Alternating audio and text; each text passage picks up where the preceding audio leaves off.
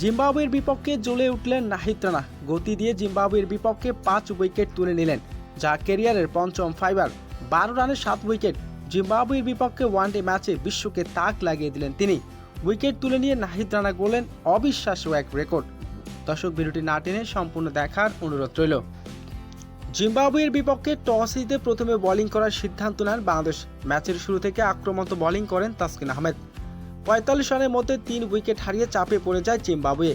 এরপর ম্যাচের 13তম ওভারে নাহিদ রানার হাতে বল তুলে দেন অধিনায়ক মেহেদী হাসান মিরাজ। তবে ক্যাপ্টেনের প্রতিদান দিতে ভোলেননি তিনি। সেই ওভারে তুলে নিয়েছেন মূল্যবান একটি উইকেট। নাহিদ রানার বল চোখে দেখতে না পেয়ে উইকেট কিপার হাতে ক্যাচ তুলে দিয়ে সাজ করে ফেরেন অধিনায়ক সেকেন্দার রাজা।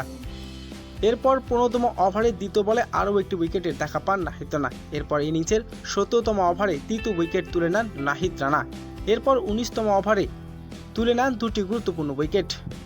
নাহিদ রানার বলে বোকা বনে গেলেন ইভেন্স। নাহিদ রানা মোট 12 রানে খরচ করে নিয়েছেন 7 উইকেট। জিম্বাবুয়ের বিপক্ষে জ্বলে উঠেছেন নাহিদ রানা। জিম্বাবুয়ের বিপক্ষে 5 তুলে নিয়েছেন।